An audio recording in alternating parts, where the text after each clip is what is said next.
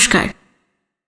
জানেন তো, এই যে আমরা যারা ইট কাঠ পাথরের শহরে থাকি, এই শহুরে জীবন আমাদের অনেক কিছু দিয়েছে, কিন্তু নিজের অজান্তেই আমাদের ভেতর তৈরি করেছে এক অদ্ভুত আত্মকেন্দ্রিক অহংকার। আমরা বড্ড বেশি হিসেবি হয়ে গেছি, তাই না? সব কিছুকেই বিচার করি আমাদের নিজেদের মাপে, বাস্তবতার নিক্তিতে। আর আমাদের এই শহুরে চোখের কাছে গ্রামের লোকসংস্কৃতি বা মানুষগুলোর সহজ আবেগগুলো অনেক সময় হয়ে দাঁড়ায় কেবলই এক বিলাসী কৌতূহল বা তাচ্ছিল্যের বিষয়। অথচ ভেবে দেখুন, শহরের এই যান্ত্রিক কোলাহল থেকে দূরে ওই মেঠো পথ আর লোকসংস্কৃতির গভীরে মানুষের আবেগগুলো আজও বড্ড সহজ আর আদিম। সেখানে অনুভূতির মধ্যে কোনো শহুরে জটিলতা নেই, নেই কোনো দেনা পাওনার হিসেব, আছে কেবল নিঃশর্ত এক আত্মনিবেদন। আজকের গল্প ঠিক এই মনস্তাত্ত্বিক সংঘাতেরই। আপনাদের আজ পাঠ করে শোনাব সুকান্ত গঙ্গোপাধ্যায়ের লেখা কৃষ্ণভামিনী। পুরো শরীর ঘুমিয়ে আছে, জেগে আছে শুধু দুটো কান। অদৃশ্য এই অপারেশনটার জন্য অনেক কসরত করতে হয়েছে উপলকে। দুপুরের মেনু ছিল মুড়ির সাইজের ভাত, হরহরে ডাল, আলু পোস্ত আর লাবড়া। কীর্তন আসরের উল্টো দিকের মাঠের ওপর থেকে খেতে বসেছিল ভক্ত গ্রামবাসীর দল।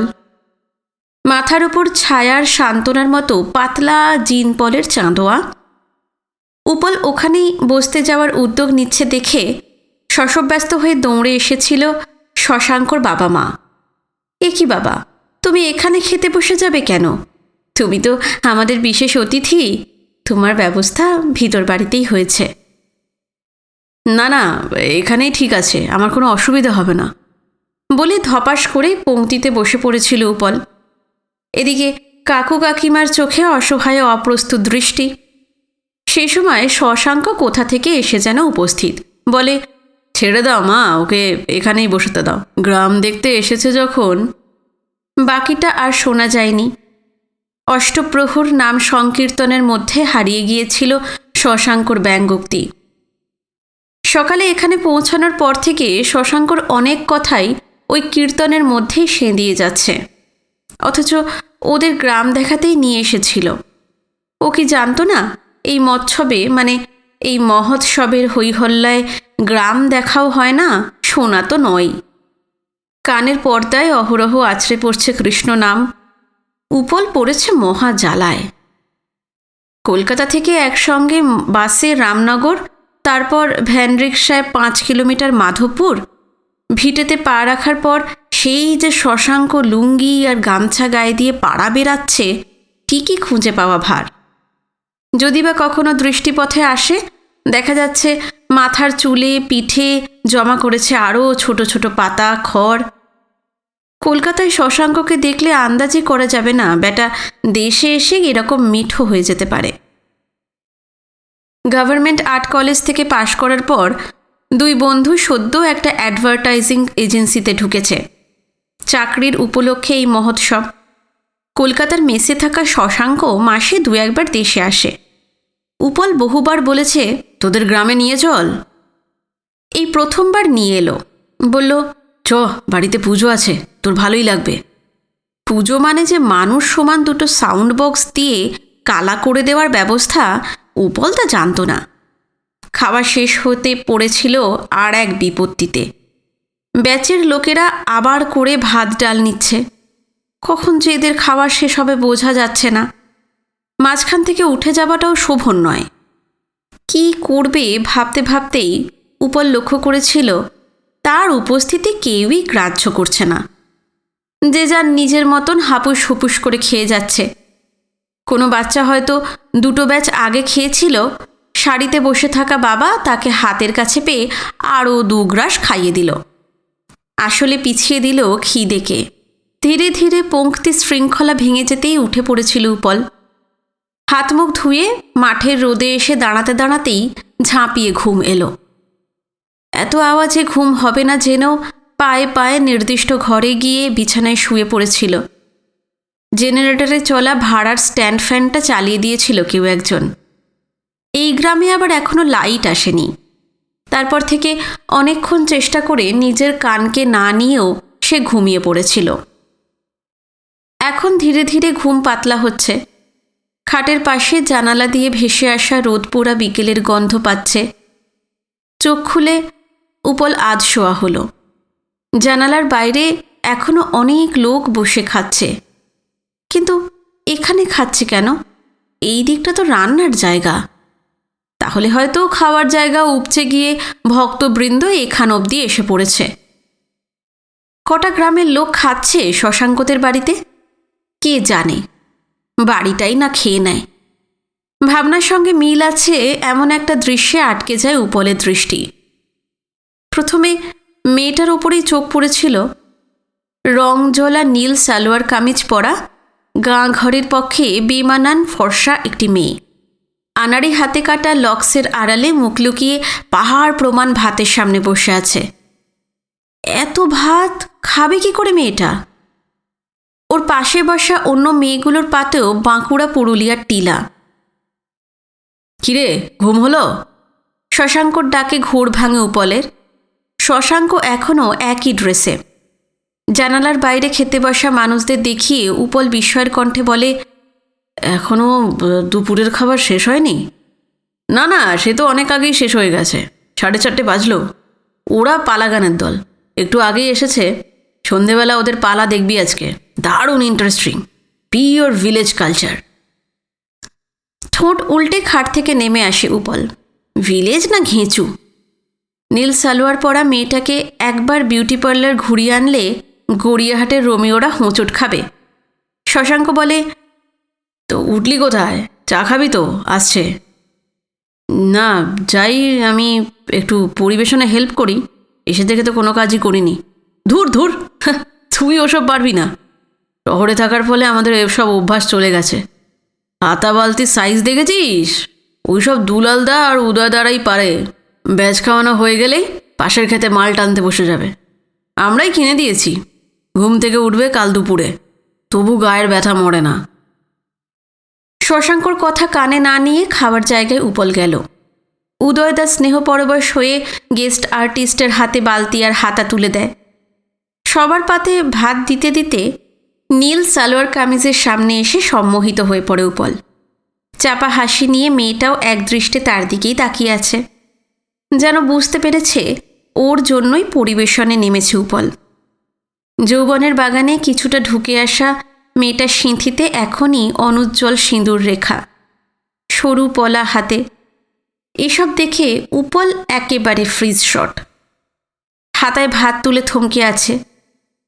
নীল সালোয়ার কামিজের পাশে বসা ফুচকে মেয়েটা বলে ওঠে, কি হলো মদনমোহন, পাথর হয়ে গেলে যে, ভাত দাও। সম্বিত ফিরতে উপল দেখে ওরা 5-7টা মেয়ে একে অপরের গায়ে ঢলে পড়ে হাসছে।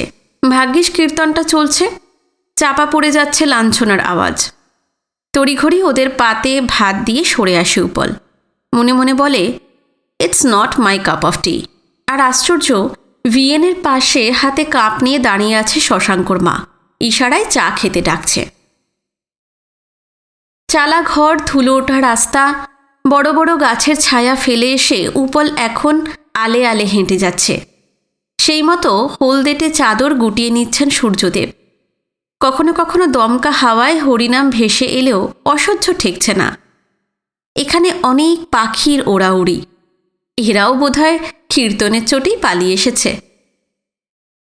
দিগন্তলীন ক্ষেত, জলা জমির ওপর কালো মেঘ চলমান।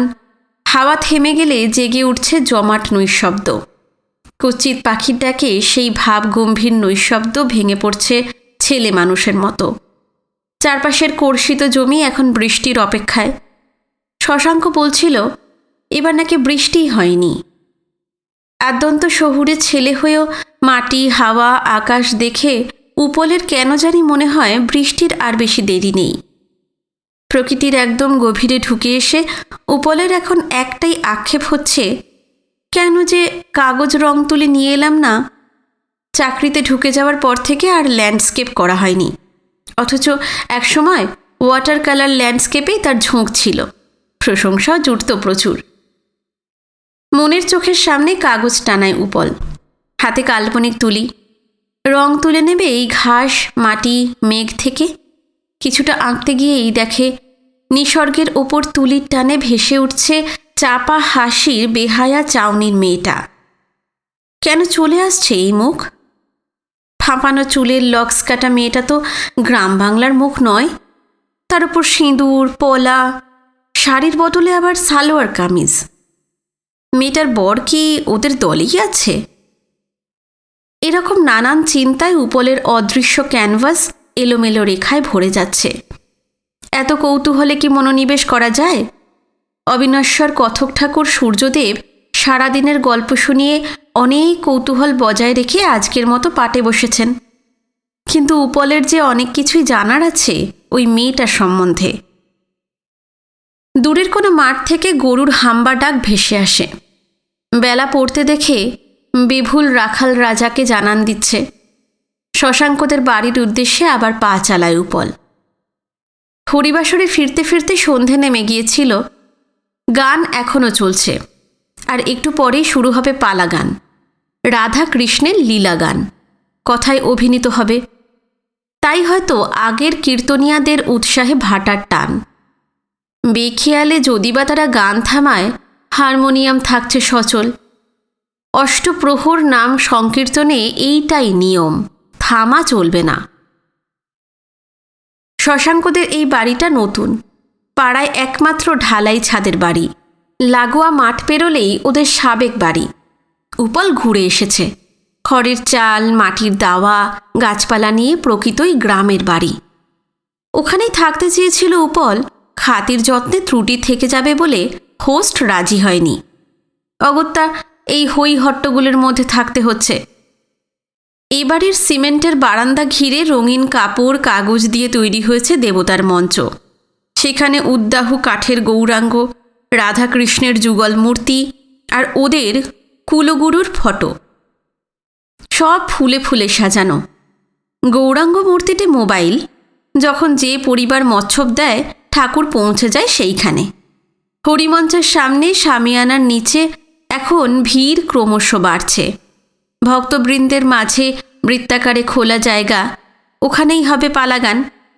জেনারেটরের দমে চলা 5-6টা টিউব অত মানুষের মুখে আলো ফেলতে গিয়েও নিস্তেজ হয়ে পড়ছে। উপল বসে আছে দয়াল কৃষ্ণ কীর্তন গোষ্ঠীর মাস্টারের পাশে। তার নাম শ্রীধর দাস।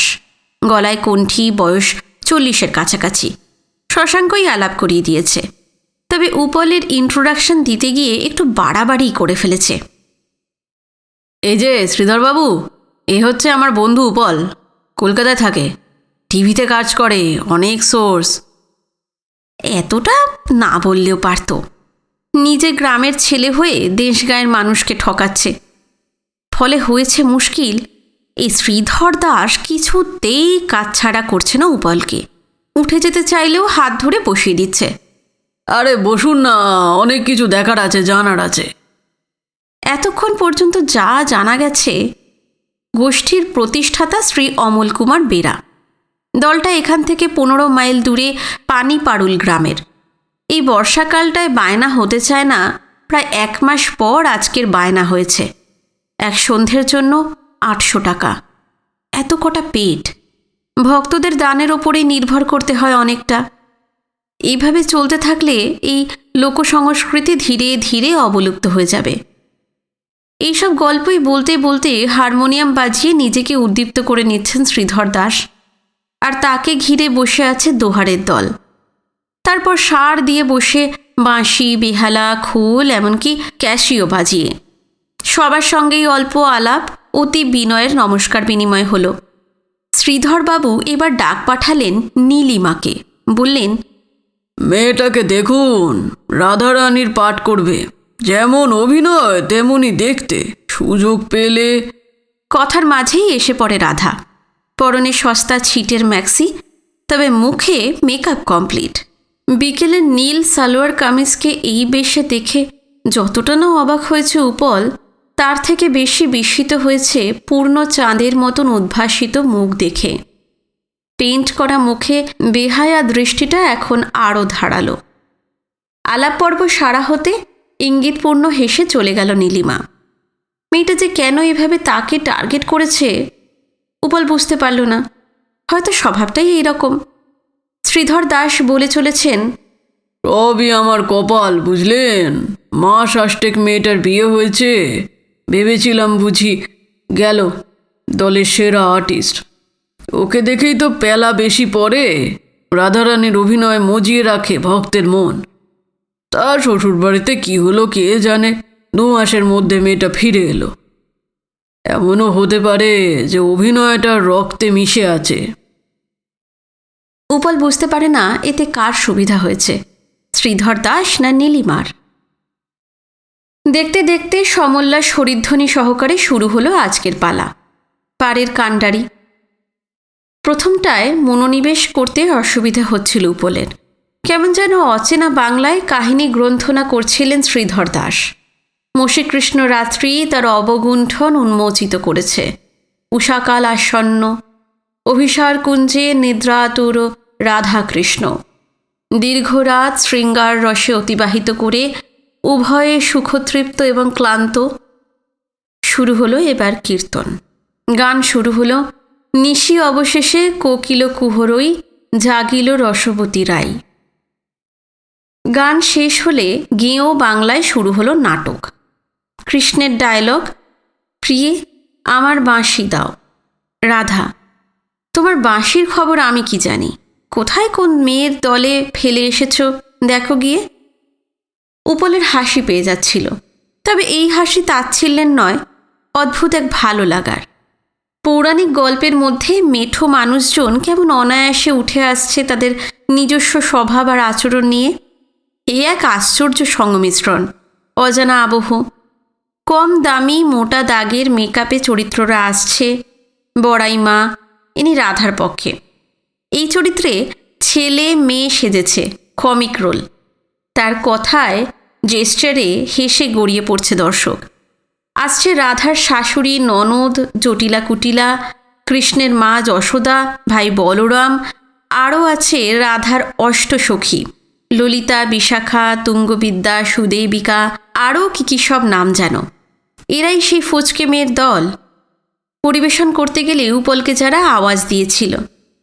কৃষ্ণ রাধার গল্পটা উৎপলের ভালোভাবে জানা নেই।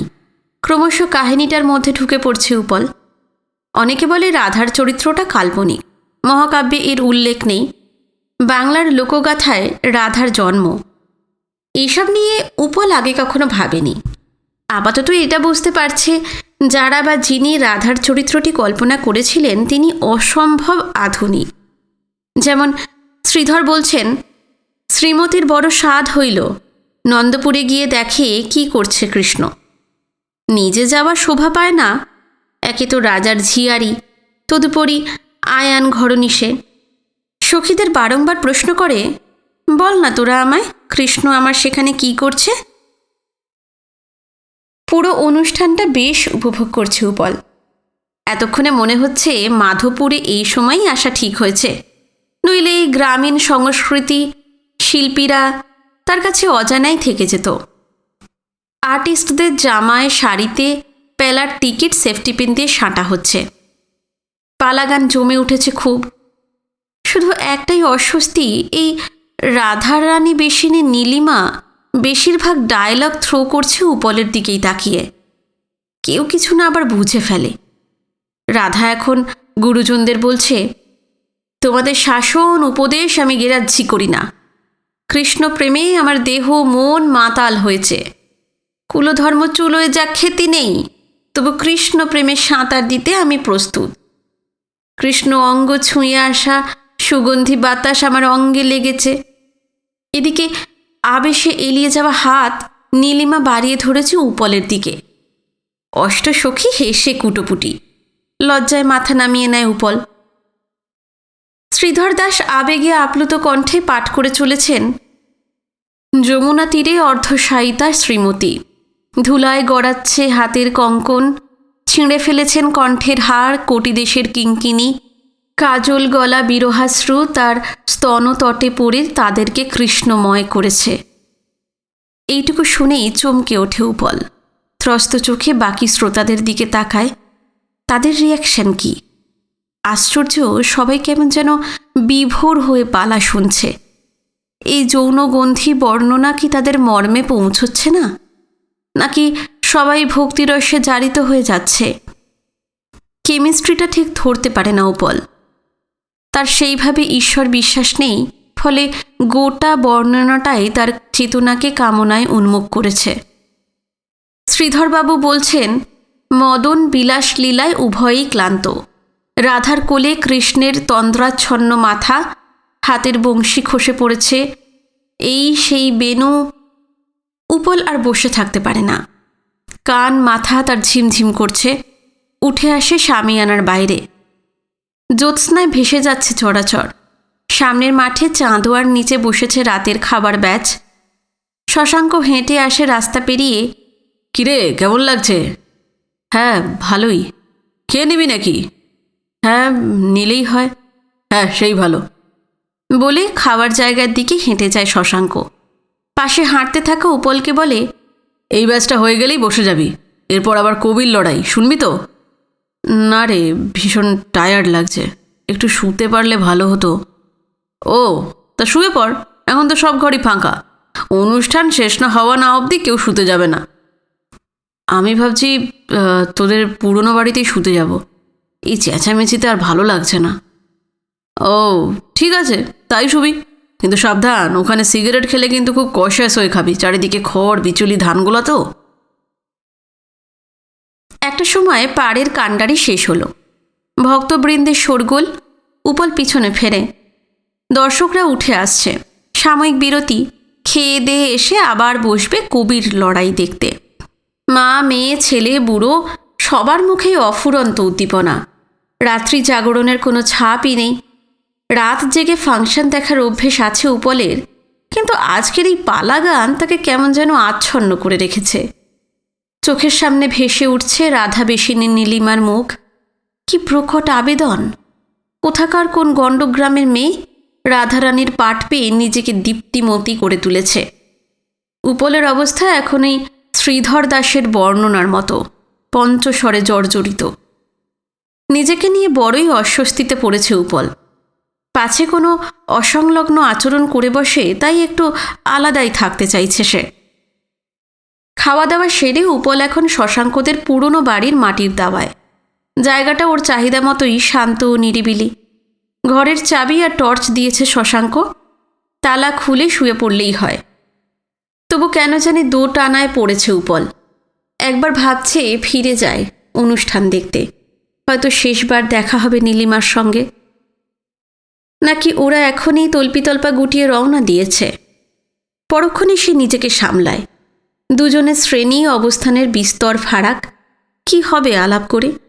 গেঁয়ো আচরণ, বোকা বোকা কথা, মেয়েটাকে খানিক পরেই পানসে লাগতে পারে।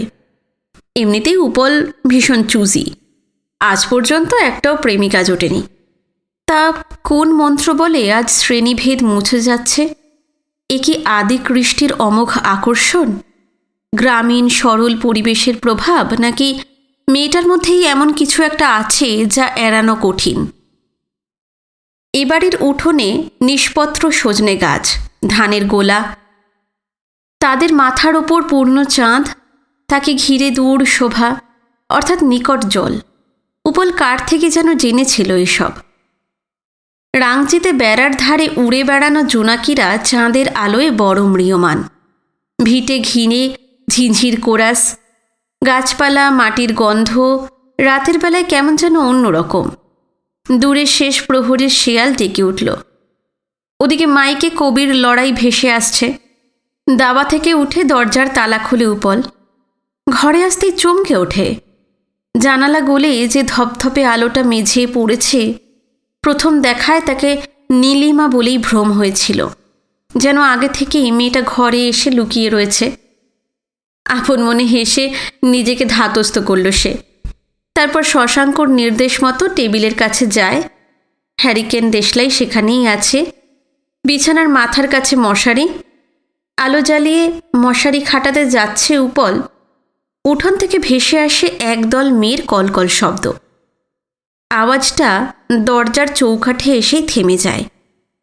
পিছন ফিরে উপল দেখে বিভ্রম নয়, সত্যি সত্যি নীলিমা তার সঙ্গী সাথীদের নিয়ে দরজা এসে দাঁড়িয়েছে।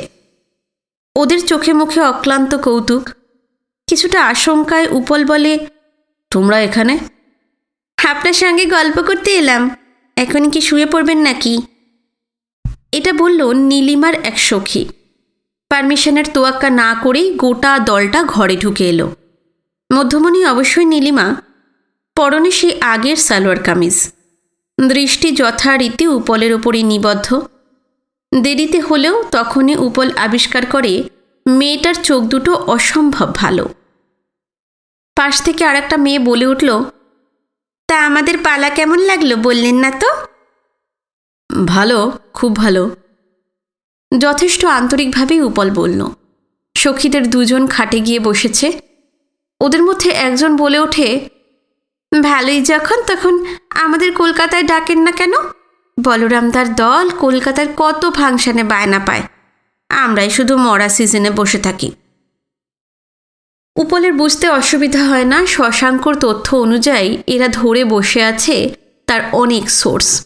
তাই বোধ হয় এদের মনোযোগের লক্ষ্যবস্তু সে। একটু যেন মুষড়ে পড়ে উপল। নীলিমাও খাটে গিয়ে বসেছে। এই ঘরটা যেন এদের কত দিনের চেনা। আরেকটি মেয়ে স্বগতোক্তির ঢঙে বলে, যাই বলুন আমাদের রাধারানী কিন্তু মেদিনীপুর জেলার সেরা, দেখলেন তো নিজের চোখে। কথাটা শুনে নীলিমার থেকে উপলি যেন বেশি লজ্জা পেল। সামান্য নীরবতার সুযোগে মেয়েগুলো হঠাৎ উঠে দাঁড়ালো। নিন, আপনারা দুটিতে গল্প করুন, আমরা যাই। উপল বাধা দেওয়ার আগেই মেয়েগুলো খিলখিল করতে করতে ধাঁ। নীলিমার দিকে তাকাতেই দেখে মিটিমিটি হাসছে। এ যেন রাধাকে অভিসার কুঞ্জে রেখে চলে গেল সখীর দল। ঘরের গাঢ় নির্জনতা ক্রমশ ভয় পাইয়ে দেয় উপলকে। নার্ভাস গলায় নীলিমাকে বলে, তুমি রয়ে গেলে লোকে জানলে খারাপ বলবে। কেউ জানবে না। রাধারানী আর কৃষ্ণের বাড়ি তো কাছে পিঠেই ছিল, কই তাদের অভিসারের কথা তো কেউ জানতে পারত না। প্রায় সরাসরি প্রস্তাবে রীতিমতন ঘাম হতে শুরু করে উপলের। অভিসার শব্দের অভিঘাত কি নীলিমা বোঝে না? তাহলে কেন ওরকম গল্প বলার কায়দায় বলে যাচ্ছে যোগমায়ার মায়ার আচ্ছাদনে ওদের অভিসার সব সময় গোপন থাকত? যোগমায়াকে? যোগমায়া হচ্ছেন দুর্গা, কাত্যায়নী। রাধা মাধব তো আসলে ঈশ্বরের অংশ। একবার কি হয়েছিল, গল্পটাকে আর বাড়তে না দিয়ে উপল ঠিক করে নীলিমার ভুলটা শুধরে দেওয়াই ভালো। তাই সে বলে, তোমাকে একটা কথা বলি, আমি কিন্তু কোনো টিভিতে চাকরি করি না। আচমকা এই ধরনের একটা কথায় নীলিমা বেশ অবাকই হয়। নিজের মতো মানে করে নিয়ে বলে, হ্যাঁ, আপনাকে দেখলেই বোঝা যায়। টিভি, কাগজের লোকেদের কাছে ক্যামেরা ট্যামেরা, কাগজ, পেন থাকে তো, আপনার কাছে কিচ্ছু নেই।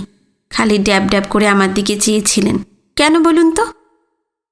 উপল ভাবে দিব্যি নিজের দোষটা আমার ঘাড়ে চাপিয়ে দিচ্ছে তো। সঙ্গে সঙ্গে ঠিক করে মেয়েটাকে যত তাড়াতাড়ি সম্ভব বাস্তবে নামিয়ে আনতে হবে, নইলে যে কোনো মুহূর্তে বিপজ্জনক সীমা পার করে ফেলতে পারে। নীলিমা বলে, কি হলো, আপনি মেঝেতেই দাঁড়িয়ে থাকবেন নাকি? আমিই আপনার খাটে শোব। পায়ে পায়ে বিছানায় গিয়ে বসল উপল। বলল, তোমার বর কোথায় নীলিমা? শ্বশুরবাড়ি ছেড়ে চলে এসেছো কেন?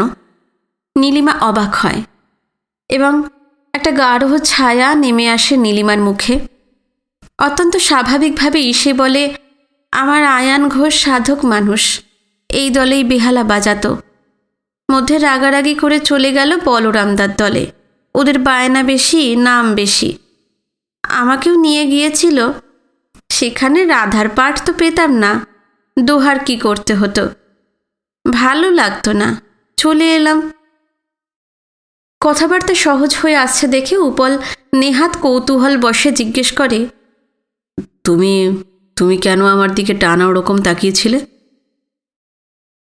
এতক্ষণে সামান্য সংকোচ জমা হয় নীলিমার আচরণে। লাজুক গলায় বলে, অ্যাক্টিং করতে সুবিধে হচ্ছিল। মানে? আপনাকে না অনেকটা মাধবের মতোই দেখতে। কথাটা আর একবার অথবা স্পষ্ট করে শোনার আগ্রহই বুঝে নীলিমার আনত মুখ তুলে ধরে উপল। আয়ত চোখ দুটোয় অনন্ত ল্যান্ডস্কেপ। মেঝেতে পড়ে থাকা চাঁদের আলোর উত্তাপ ক্রমশ বাড়ে, একসময় নীলিমার তলপেটের মতোই উষ্ণ হয়ে যায়। এভাবে কতক্ষণ কাটে কে জানে, কিন্তু হঠাৎই মনে পড়ে যায় শশাঙ্কর সতর্কবাণী, খড়বিচলির ঘরে সিগারেট ধরাস না। কিন্তু ততক্ষণে বড্ড দেরি হয়ে গেছে। ভিটে লাগোয়া রাস্তায় হঠাৎ কার যেন ডাক শোনা যায়, নীলিমা, ও নীলিমা, কোথায় গেলি? নীলিমা রে। শ্রীধর দাসের গলা। উপলের ঘোর ভাঙে, আর সে নিজেকে আবিষ্কার করে নীলিমার আসঙ্গ লিপসায়। তড়িঘড়ি মায়াজাল কেটে উঠে বসে সে, বললে, তোমাকে খুঁজছে। নীলিমা নিজেকে গুছিয়ে নিয়ে দরজার দিকে যেতে যেতে বলে, উহ, লোকটার সময় পেল না। তারপর উপলের দিকে ঘুরে বলে, কাল সকালে চলে যাচ্ছি। কম আলোয় নীলিমার মুখটা পড়তে পারে না উপল। কী লেগে আছে সেখানে? বিষাদ নাকি শিকারীর অতৃপ্তি?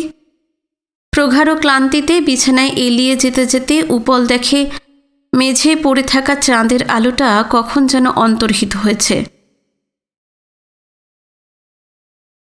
শশাঙ্কর ঠেলায় ঘুম ভাঙল। এই উপল, উপল, এই উপল, ওর তাড়াতাড়ি। চোখ কচলে উপল একসঙ্গে দুটো জিনিস লক্ষ্য করল। এখনও আলো তেমন ফোটেনি। শশাঙ্কর মুখে কিসের যেন উৎকণ্ঠা। কি হয়েছে কি? উফ! চাপা উত্তেজিত গলায় শশাঙ্ক বলল, তোর ঘরে কালকে রাতে পালাদলের একটা মেয়ে ছিল। উত্তর দেওয়ার আগেই শশাঙ্ক আবার বলল, তুই যে বেটা এত ওস্তাদ হয়েছিস জানতাম না তো। যাই হোক, শোন, ব্যাপারটা খুব গুরুতর। মেয়েটাকে তোর ঘর থেকে বেরোনোর সময় শ্রীধর দাস হাতে নাতে ধরেছে। এই নিয়ে বহুত গজলা চলছে ভোর রাত থেকে। উফ, কি যে করিস বুঝতেই তো পারছিস। গা ঘরের ক্যাচাল। সকাল হলেই ব্যাপারটা পঞ্চায়েত অবধি চলে যাবে। ঘটনার আকস্মিকতায় উপল হতভম্ব। কি একটা ভেবে নিয়ে শশাঙ্ক বলল, শোন শোন, একটা কাজ কর। তোর কাছে কিছু টাকা আছে, শ্রীধরকে খাইয়ে দি, বেটা শিওর চেপে যাবে। উপলের মাথা এখন কাজ করছে না। হাতের কাছে সহজ অঙ্কটা পেয়ে আঁকড়ে ধরে। তাড়াতাড়ি পার্স বার করে 500-600 টাকা শশাঙ্কর হাতে তুলে দেয়। শশাঙ্ক বলে, এতেও যদি কেসটা না সালটায় আমি কিছু দিয়ে দেবো। ফেরার ভাড়া রেখেছিস তো? পার্সটা আরেকবার তড়িঘড়ি দেখে নিয়ে ঘাড় হেলালো উপল। নিশ্চিন্ত হয়ে দরজার দিকে যেতে যেতে শশাঙ্ক আবার ঘুরে দাঁড়ায়, বলে, ঘর থেকে বেরোস না। ভ্যান রিক্সায় তোর লাগেজ চাপিয়ে এই বাড়ির দোরগোড়ায় পাঠিয়ে দিচ্ছি। রিক্সাওয়ালা ঘুর পথে বাসস্ট্যান্ডে পৌঁছে দেবে। তোর এখন আর গ্রামে থাকা সেফ নয়।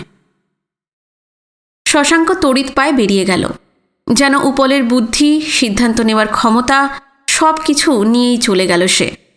উপল এখন পালিয়ে যাওয়ার অপেক্ষায়। মেঘলা বলেই দেরি হচ্ছে সকাল হতে। শশাঙ্কদের পাড়া ছেড়ে ভ্যান রিক্সা এখন জনহীন রাস্তায় এসে পড়েছে। একটু যেন হাঁপ ছাড়ল উপল। মাটির রাস্তার একপাশে ক্ষেত জমি, অন্য পাশে ইতস্তত গাছপালা। মাথার উপর আকাশটাও এখন অনেক পরিষ্কার। উপল পিছনের ঘটনা ভাবতে থাকে। এত উদ্বেগ, অস্বস্তিজনক অভিজ্ঞতা সঞ্চয় করে এসেও উপল লক্ষ্য করে মনের কোণে রঙিন পালকের মতো পড়ে আছে রাতের সেই মিষ্টি মুহূর্ত। এমন সময় রাস্তার পাশে গাছপালার আড়াল থেকে বেশ কটা মেয়ে সমস্বরে ডেকে ওঠে, এই যে চললেন, দাঁড়ান দাঁড়ান। ঘাবড়ে গিয়ে রিক্সাওয়ালা ব্রেক কষে। ঘাড় ফিরিয়ে উপল দেখে পালাগানের সেই মেয়েগুলো। খানিক তফাতে দাঁড়িয়ে পড়েছে ওরা, হাঁপাচ্ছে। ওদের সঙ্গে নীলিমাও আছে। হয়তো ঝোপঝাড়ের আড়াল দিয়ে রিক্সা লক্ষ্য করে ওরা এতক্ষণ ছুটে আসছিল। রিক্সা থেকে নেমে উপল ওদের সামনে যায়। মেয়েগুলোর মুখ থেকে আগের সেই ও হাসি খুশি ভাব এখন উধাও। কেউ কিছু কথা বলছে না। সবার অভিব্যক্তিতে চাপা রাগ নাকি অভিমান বুঝে ওঠার আগেই একটি মেয়ে বলে ওঠে, আপনি মাস্টারকে টাকা দিয়েছেন? স্বীকার করা ঠিক হবে কিনা উপল বুঝতে পারে না। সেই ফাঁকে আর একটা মেয়ে বিষাদ মাখা রাগে বলে ওঠে, মাস্টার একবার যখন বিনে মাগনায় অত টাকার সুয়াদ পেয়েছে, আমাদের দিয়ে এবার থেকে এসবও করাবে। সদ্য বাজ পড়া বুবা গাছের মতন উপল দাঁড়িয়ে থাকে। এই দিকটা তো সে ভেবে দেখেনি। করুণাভিক্ষা দৃষ্টিতে নীলিমার দিকে একবার তাকায় উপল। অভিমান নয়, নীলিমার চোখে এখন শুধুই আক্রোশ। আর একটা মেয়ে ঝাঁঝিয়ে উঠে বলল, কি হলো, উত্তর দিন, চুপচাপ দাঁড়িয়ে আছেন যে বড়। কি যেন একটা জড়িয়ে মড়িয়ে বলতে যাচ্ছিল উপল, প্রবল ঘৃণায় মুখ ঘুরিয়ে নেয় নীলিমা। সঙ্গীদের বলে, ছেড়ে দে, আমারই ভুল হয়েছে। খালি পা ধুলোয় দাপিয়ে বিশাখা, তুঙ্গবিদ্যা, মাধবিকা, ইন্দুলেখারা তাদের রাধারানীকে নিয়ে চলে যাচ্ছে গাছপালার আড়ালে। ওদের যাওয়ার দিকে তাকিয়ে থাকে উপল। রিকশাওয়ালা ডাকে, বাবু তাড়াতাড়ি চলে আসুন, সুপারটা মিস করবেন তো। স্লথ পদক্ষেপে রিকশায় গিয়ে বসে উপল। রিকশাওয়ালা বলে, এইসব মেয়েদের সঙ্গে মুখ লাগাতে যাবেন না, এরা খুব ডেঞ্জারাস। আপনারা শহরের লোক, ওদের সঙ্গে পারবেন কেন? প্যাডেল মারতে মারতে আরও কী সব বলে চলেছে রিকশাওয়ালা। উপল আর একবার পিছনে ফেরে। পিছিয়ে যাওয়া আবছা গ্রামরেখার মাথায় ঘন কালো মেঘ। বৃষ্টি হয়তো শুরু হয়ে গেছে ওখানে। ভাগ্যিস। ধুয়ে যাচ্ছে ভালোবাসার স্বরূপ বুঝতে অক্ষম শহুরে সভ্যতার পায়ের ছাপ। পৌরাণিক চরিত্ররা অমর হতে ফিরে গেছে বৃষ্টি ঘেরা গ্রাম বাংলায়।